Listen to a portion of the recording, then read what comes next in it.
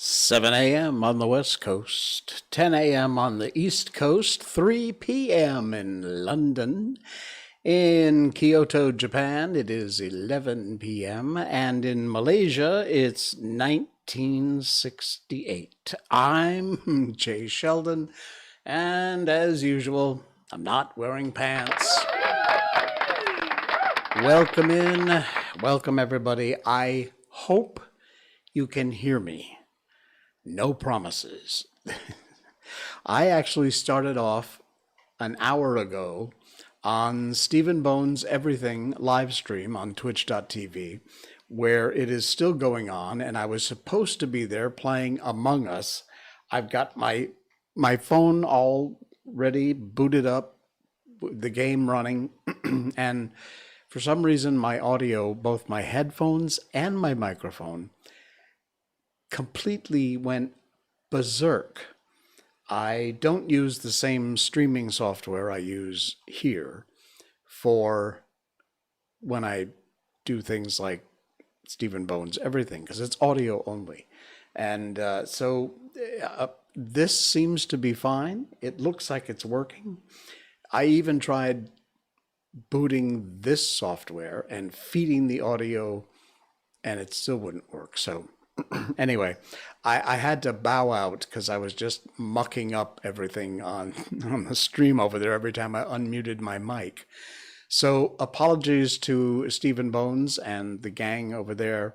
After we're done here, I'm going to try again, but no promises. Yeah, so anyway, that's all live. And if you're listening to the podcast somewhere down the road of our video show, wow, a live sneeze on the air. Imagine that. There's a first. I don't think I'm going to edit that out. I'll leave that there for you. You can find my sneeze. Oh man. Yeah, we're available as a podcast, and thank you to everyone. Our numbers are doing great for downloads and subscriptions. Spotify, Amazon, Apple, wherever you find your podcasts, we're there. So thank you for listening. And thank you for joining the No Pants Weirdo gang.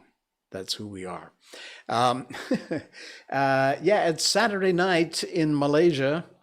I don't know, it's a Saturday morning, I guess the start of your weekend in the U.S. and other parts of the world. Coming up tonight, some of the original geishas weren't women.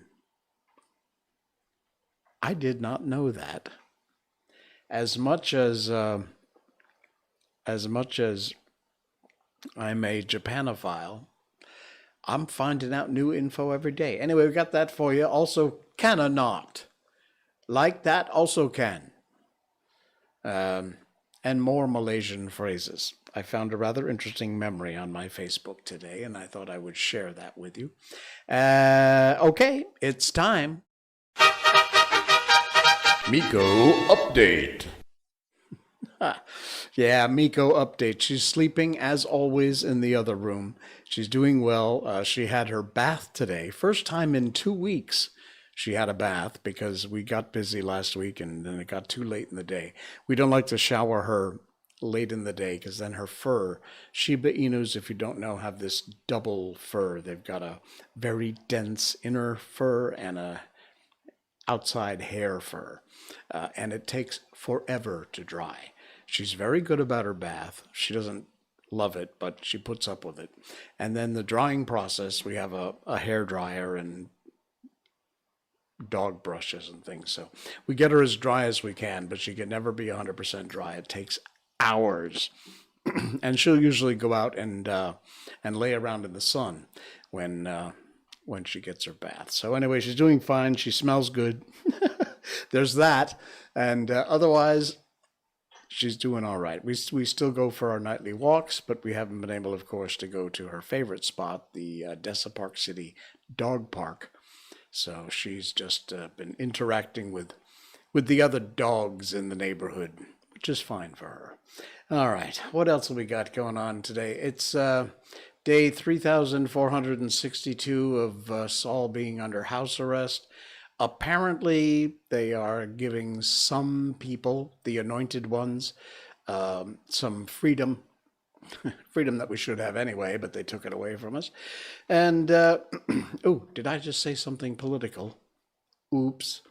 And, yeah, so things are,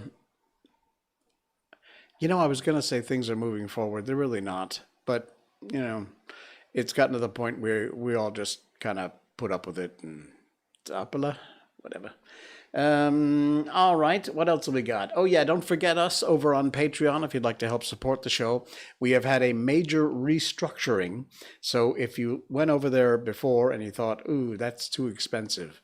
Yeah, basically the major restructuring means we're cheaper now. We cheapened ourselves. No, we readjusted because they have made some changes at Patreon, which were very beneficial to us. We appreciate that. Thank you, Patreon. So if you'd like to support the show, it is extremely inexpensive. Even though it's in USD, even at the conversion rate for Malaysians, it's also inexpensive. Patreon.com/JSheldon is where you'll find it. Sign up over there and help us out. We thank you for that. All right, what else we got going on here? We've got, I know, we're going to get right into the geisha thing.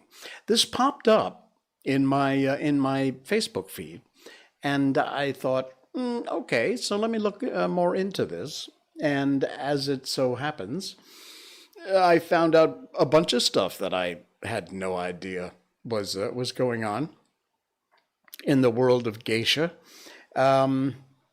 Well, this is not particularly geisha, but it led me down that train of thought. You understand, me and my brain. In order to now this is prostitutes. Geishas were not prostitutes, but check this out. In order to advertise their services, prostitutes in ancient Greece wore sandals that left the word akolute, which translated means follow me. If you're watching on the video stream, you can see the picture here. Now, this is not actually the sandal. It's a mock-up, of course.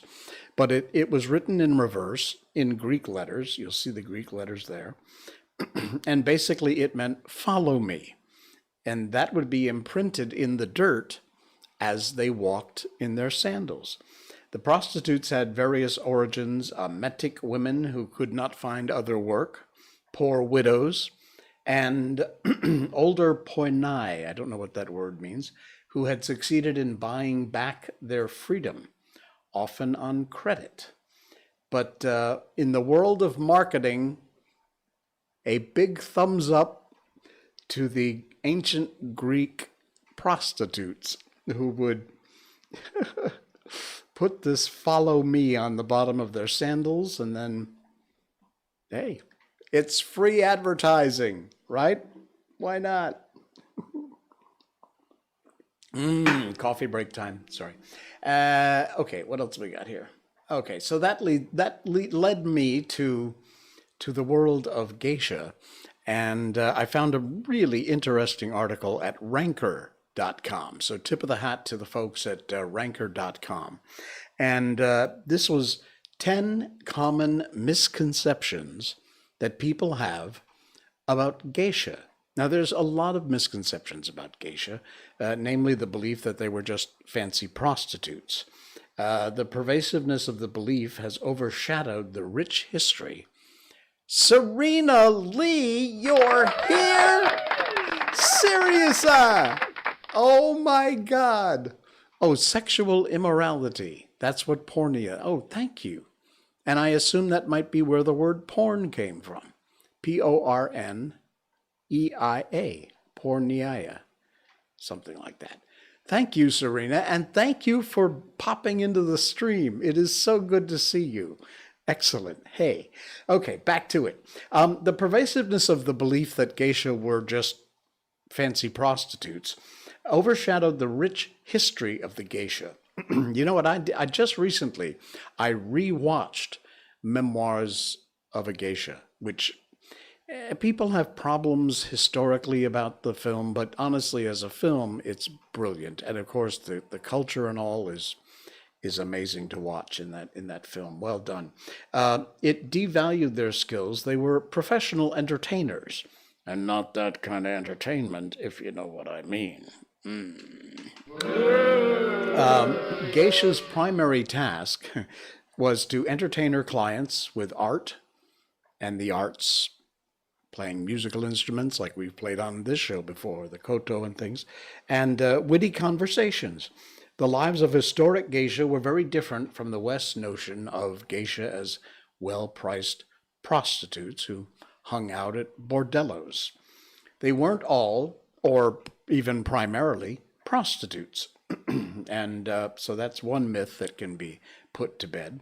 They were very highly skilled entertainers and not cheap company. It was not inexpensive. Yes, it was a great movie. It was not cheap to hire geisha to accompany you for an evening. Many believe that geisha and Miko were primarily coveted for their looks, but primarily it was their entertainments. Geisha actually translates to art person, singing, dancing, playing the shamisen, and other performing arts.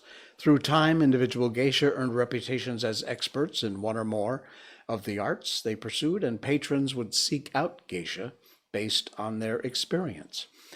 This is the one that freaked me out, and I had no idea.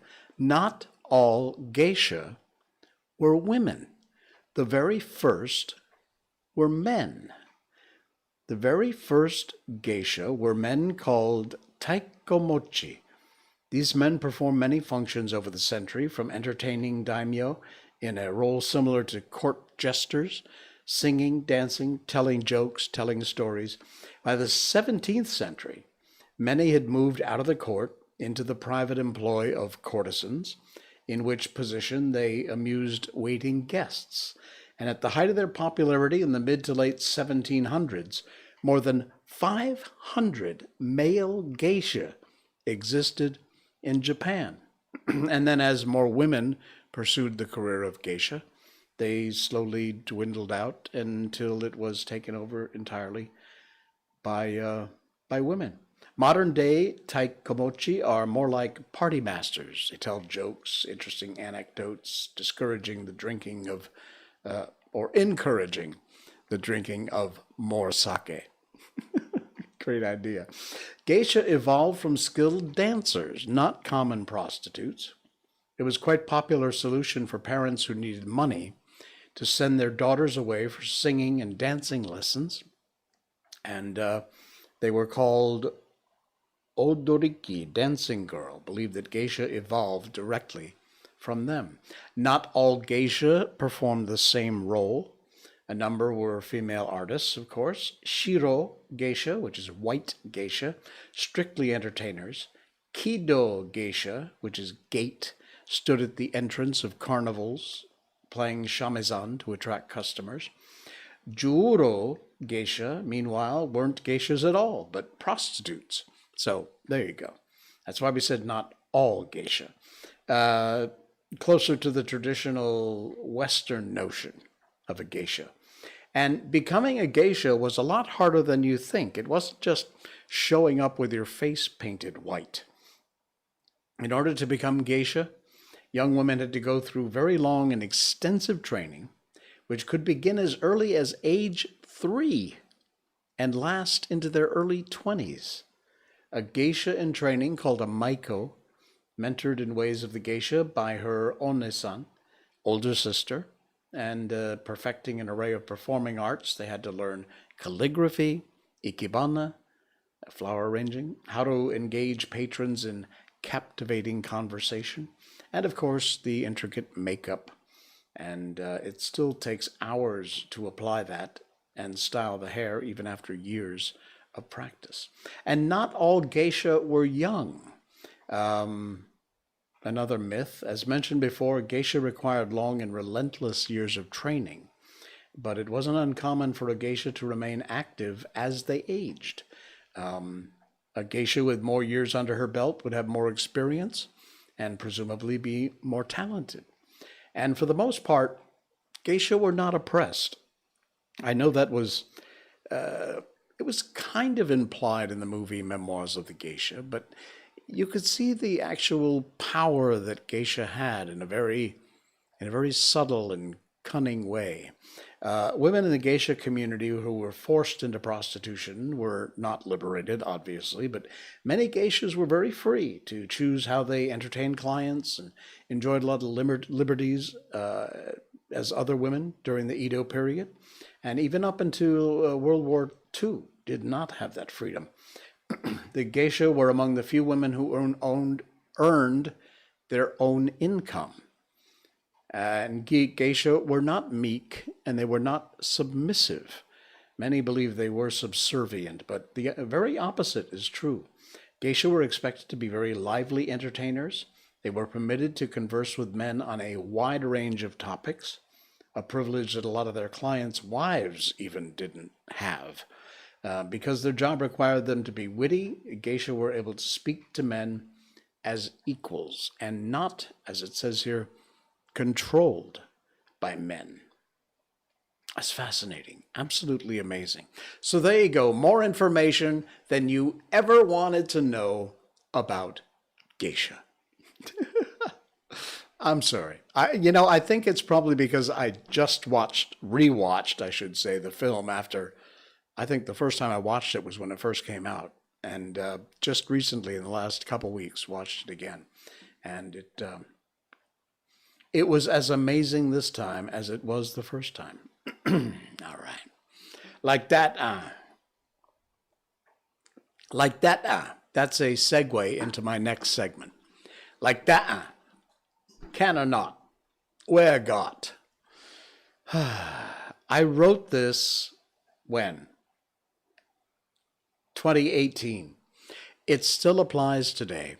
And we have talked a little bit about this before, but this really sums it up. If you are not in Malaysia, maybe if you're in Singapore, Indonesia a little bit, Thailand, but it's different. Same, but different. And other parts of Southeast Asia. But I have been in Malaysia now for almost 20 years, 19 and a half years. Wow, imagine that. But I wrote this back in 2018, so 19, 20, 21, 3 years ago, and it still stands today. I think I finally figured it out. 19 years in Malaysia, I'm pretty much a virtual Malaysian. Very quickly adapted to the life and culture, even way back 2001, 2002, or at least grew to understand it, even if I disagreed with some of it. But to this very day, the language confounds me. Not Bahasa Malaysia, the official language of Malaysia, of which I can speak a little bit, sikit, and understand maybe a little bit more than I can speak. But one of the things, if I haven't explained this before, in Malay, okay, well, let me start this way. In English, the sentence, the big red rubber ball, okay? But in Bahasa, it's the ball, big red rubber. So the noun comes first and then the descriptors follow. So that's what's so confusing because, 150 years of this brain trying to put a sentence together in English and then speaking in Malay, even if I know the words, I've got to flip them around. Not an easy thing to do. But some of their phrases in English, not in Bahasa, but in English, are just same with Spanish. Yeah, exactly. Same with Spanish. French, too. Is it French also? I think so. But some of their English phrases are horrendously bad English. In fact, when I speak with my friends back in the U.S. on the phone or on Skype or in a video call online, sometimes they have trouble. No, they don't have trouble understanding me, but I use phrases and things that they're like, what? Huh? And this is an example of a bunch of them that I could think of. Understand or not, which basically means, do you understand? Can or not, which means basically just what it says. Can you do this, or are you unable to do it? Can or not. Like that also can. This is more of a tough one. Like that also can. It's like when you're given two choices, if you want something or something else, or if you want to do something or do the other thing. That's not really a great way of describing it, but it's all that pops into my head right now. Hey, Luna Amethyst, welcome to the stream. You're not late. Get here when you get here. Thank you for becoming an official No Pants Weirdo. We're all No Pants Weirdos here. We've started a club. And Serena just joined. Thanks, Serena. Okay. Like that also can. So it's kind of like that also can. Yeah. One or the other, whatever. Okay, play water is one I know I've talked about before, but in case you missed it, when you are going to go swimming, or when you have a hose with a fountain and the kids are playing in it, they say play water, not playing with water, or going swimming. You want to go play water? Water is not a thing. You play with water. But anyway, play water is a biggie. Where God? That's an expression like, kind of like unbelievable. Where God? It's hard to describe exactly how it's used, but it is. And why you so like that? Why you so like that? When somebody's being annoying or difficult, this is an expression you hear all the time here. It's the English is terrible. It's why you so like that? You're being annoying or you're being aggravating to somebody. That's a big one. Now, I wrote this, and this kind of sums it up. I realize that it's simply a direct translation in both Cantonese, Mandarin. I'm not so sure about Tamil or Hindi, but in Bahasa Malaysia, also in Malay, it's a direct translation in most cases to English. So I am a bit of a grammar Nazi. It still annoys me, but I still kind of giggle inside whenever I hear these phrases because they're cute. They're very local language. And I've gotten over my initial shock of hearing them, but I found myself even including them in my own conversation. So I use the phrases too now after almost 20 years. Malaysia, you have corrupted my grammar. I hope you're proud. And then I wrote this at the end, which really sums it up perfectly. It's like a jelly and peanut butter sandwich. It isn't wrong, but it sure the hell isn't right. Oh, man. Luna says, NSR actually taught me some Malay. That's cool. That's excellent. You knew none before. Yeah, that's great.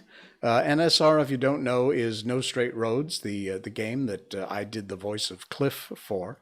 And that was actually who is all playing Among Us tonight over on Steven's channel.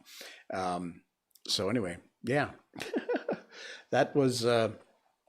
That's cool that you were able to learn some of the language. It's not that difficult to learn, actually. And a lot of modern, contemporary Malay words sound very much like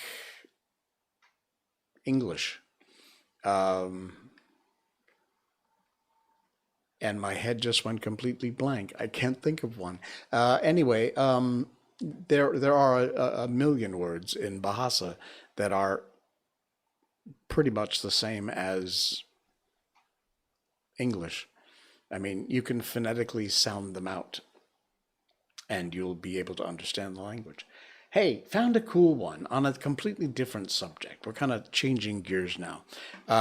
But this is so cool. There's a site called Architecture and Design. It's actually a Facebook page, but they post some of the coolest stuff. And check this out. Again, I'm sorry if you're listening to the podcast. Go to rumble.com/JSheldonNoPants. You can watch the video version of the show. It's free. Sign up for an account over there and check it out. And subscribe, please. Rumble.com/JSheldonNoPants. But check this out. These are egg packaging. I know. It's like, did somebody just invent a better mousetrap? But somebody has invented a better egg package. This is the coolest thing. I haven't shown you the end of it, but see that? Again, this is visual. You've got this kind of hourglass shape with the holes cut out here for the eggs. I'm assuming Fris Biotojas? I don't know. I have no idea what language that is. But anyway, once you take this band off, the top part folds back like the second picture.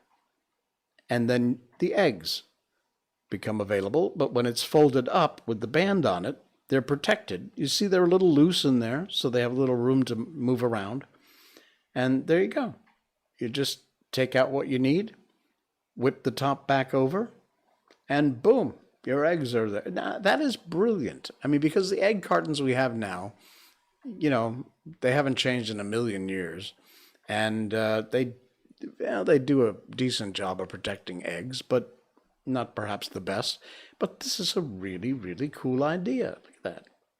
I'm telling you, besides just designing really neat-looking buildings, architects do some really cool work. They really do. Check that out. I love that design. Let's see. Luna, you have a cold. Oh, no. Yeah, rest up. Take a couple of whatever you take, Tylenol, aspirin. Rest up and get better. All right. We're going to be going on to the Jungle Book in a little while. We're still in the story of Rikki Tikki Tavi, and as you know, the cobra is lying in wait. So we'll see what happens. Bring sexy eggs back. Yes, what a great idea. Bring back sexy eggs. We always try and share with you some sort of inspiration. And I've got at least one tonight. I got one for you tonight, which I found. I liked it a lot, and I thought I would share it with you. It is in the form of a poem, and it is called The Mountain. And hopefully it will inspire you, inspire your life. If the mountain seems too big today, then climb a hill instead. If the morning brings you sadness, it's okay to stay in bed. If the day ahead weighs heavy and your plans feel like a curse, there's no shame in rearranging. Don't make yourself feel worse. If a shower stings like needles and a bath feels like you'll drown, if you haven't washed your hair for days, don't throw away your crown. A day is not a lifetime, a rest is not defeat. Don't think of it as a failure, just a quiet, kind retreat. It's okay to take a moment from an anxious, fractured mind. The world will not stop spinning while you get realigned. The mountain will still be there when you want to try again. You can climb it in your own time. Just love yourself till then. Nice. Really nice. I love that. It's a strange site called Christmas with the Clauses, if you want to check them out and subscribe over there.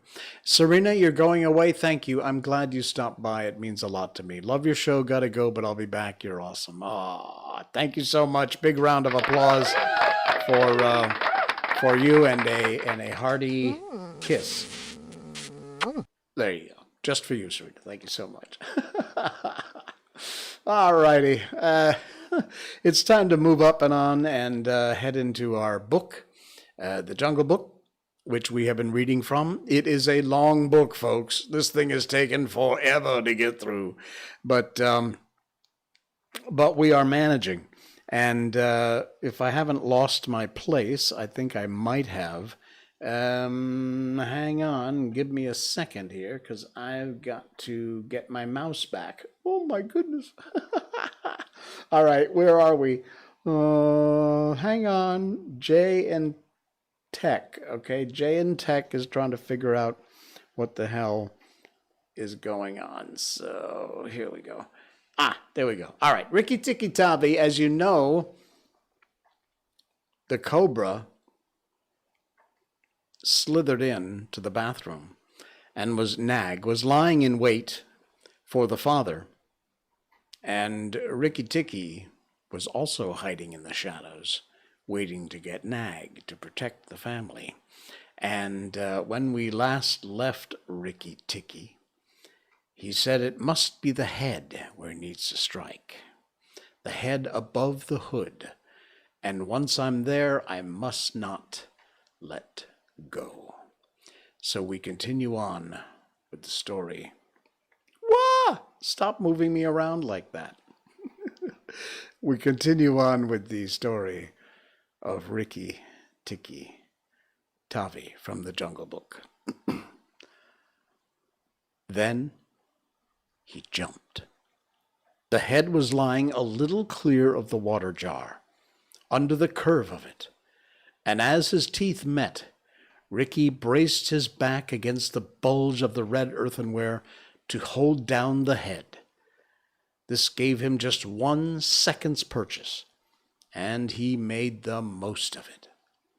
Then he was battered to and fro, as a rat is shaken by a dog, to and fro on the floor, up and down, and around in great circles. But his eyes were red, and he held on as the body cart-whipped over the floor, upsetting the tin dipper and the soap dish and the fresh brush, and banged against the tin side of the bathtub. As he held on, he closed his jaws tighter and tighter, for he made sure he would be banged to death, and, for the honor of his family, he preferred to be found with his teeth locked. He was dizzy, aching, felt shaken to pieces, when something went off like a thunderclap just behind him. A hot wind knocked him senseless, and red fire singed his fur. The big man had been wakened by the noise, and had fired both barrels of a shotgun straight into Nag, just behind the hood. Rikki Tikki held on with his eyes shut, for now he was quite sure he was dead. But the head did not move, and the big man picked him up and said, "It's the mongoose again, Alice. The little chap has saved our lives now." Then Teddy's mother came in with a very white face and saw what was left of Nag, and Rikki Tikki dragged himself to Teddy's bedroom and spent half the rest of the night shaking himself tenderly to find out whether he was really broken into 40 pieces, as he fancied. When morning came, he was very stiff, but well pleased with his doings. "Now I have a Nagaina to settle with, and she will be worse than 5 Nags, and there's no knowing when the eggs she spoke of will hatch. Goodness, I must go and see Darzy," he said. Without waiting for breakfast, Rikki Tikki ran up to the thorn bush, where Darzy was singing a song of triumph at the top of his voice. The news of Nag's death was all over the garden, for the sweeper had thrown the body on the rubbish heap. "Oh, you stupid tuft of feathers," said Rikki Tikki angrily. "Is this the time to sing?" "Nag is dead, is dead, is dead," sang Darzy. "The valiant Rikki Tikki caught him by the head and held fast. The big man brought the bang stick, and Nag fell into 2 pieces. He will never eat my babies again. All that's true enough, but where is Nagaina? Said Rikki Tikki, looking carefully around him. Nagaina came to the bathroom sluice and called for Nag, Darcy went on, and Nag came out on the end of a stick. The sweeper picked him up by the end of the stick and threw him on the rubbish heap. Let us sing about the red-eyed Rikki Tikki. And Darcy filled his throat and sang. If I could get up to your nest, I'd roll your babies out, said Rikki Tikki. You don't know when to do the right thing at the right time. You're safe enough in your nest there. But it's war for me down here. Stop singing a minute, Darcy. For the beautiful Rikki Tikki's sake, I will stop, said Darcy. What is it, O killer of the terrible Nag? Where is Nagaina for the 3rd time? On the rubbish heap by the stables, mourning for Nag. Great is Rikki Tikki with the white teeth. Bother my white teeth. Have you ever heard where she keeps her eggs? On the melon bed, on the end nearest the wall, where the sun strikes nearly all day. She hid them there 3 weeks ago. And you never thought it was worth it to tell me? The end nearest the wall, you said. Rikki Tikki, you're not going to eat her eggs. Not eat exactly. No, Darcy, if you have a grain of sense, you will fly off to the stable and pretend that your wing is broken.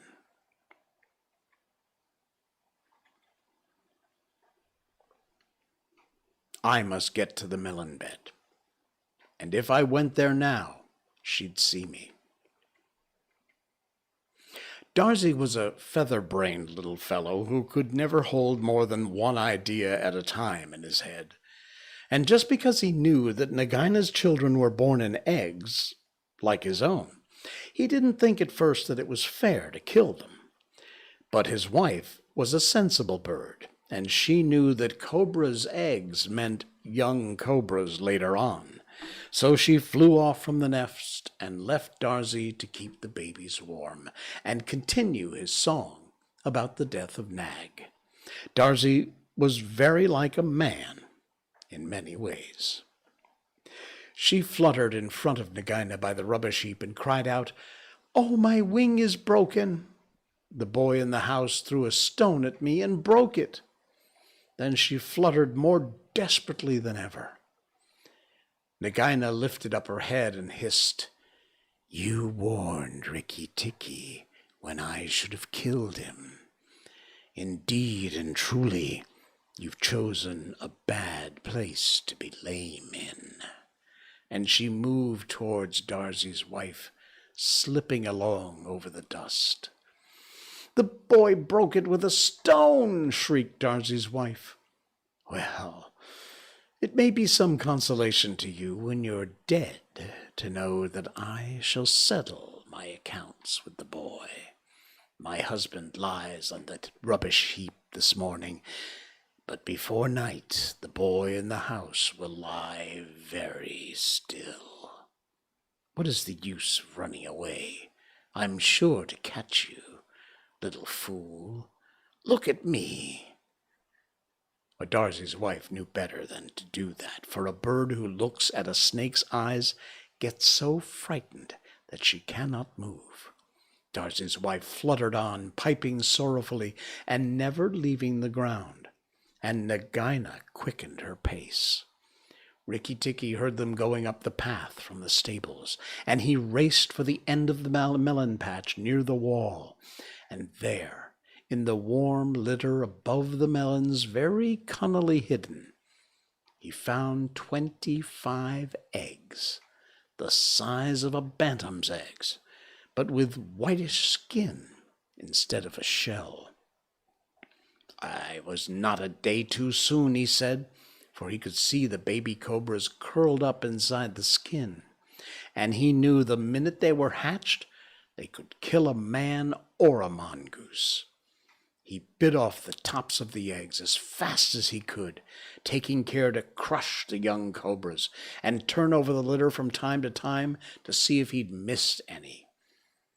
At last, there were only 3 eggs left, and Rikki Tikki began to chuckle to himself when he heard Darzy's wife screaming, "Rikki Tikki, I led Nagaina toward the house and she's gone into the veranda.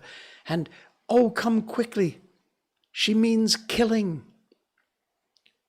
Rikki Tikki smashed 2 eggs and tumbled backward down the melon bed with the 3rd egg in his mouth and scuttled to the veranda as hard as he could, put foot for the ground. Teddy and his mother were still there at early breakfast, but Rikki Tikki saw that they were not eating anything. They sat stone still, and their faces were white.